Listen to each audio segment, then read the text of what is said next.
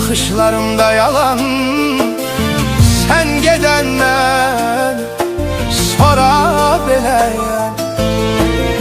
Bəlkə də səhv edirəm, hər şeyi məhv edirəm. Sən gedəndən sonra dəliyəm. İçkidə təsir etmir, getmir xəyalım getmir. Gözümün tərəfdarıdır ən yaxın sirdaşım. O mənim göz yaşımın səbəbkarıdır.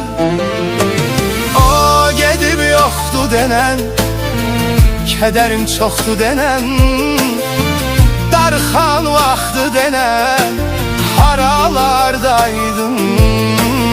Ey məni anlayanım, sevgimə doymayanım, məni tək qoymayanım, haralardaydın.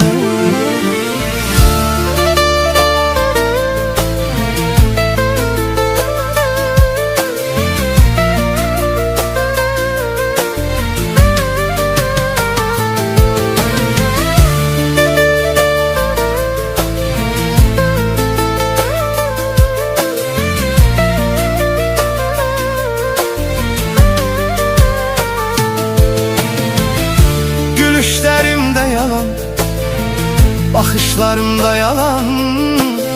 Sən gedəndən sonra beləyəm. Bəlkə də səhv edirəm, hər şeyi məhv edirəm.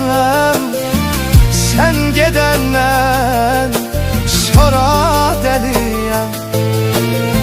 İçkidə təsir etmir, getmir xəyalım getmir. Gözümün tərəfdarıdır ən yaxın sirdaşım. O mənim göz yaşımın səbəbkarıdır. O gedib yoxdu denən, kədərim çoxdu denən, darxan vaxtı denən, haralardaydın. Ey məni anlayanım, sevgimə doymayanım, məni tək qoymayanım,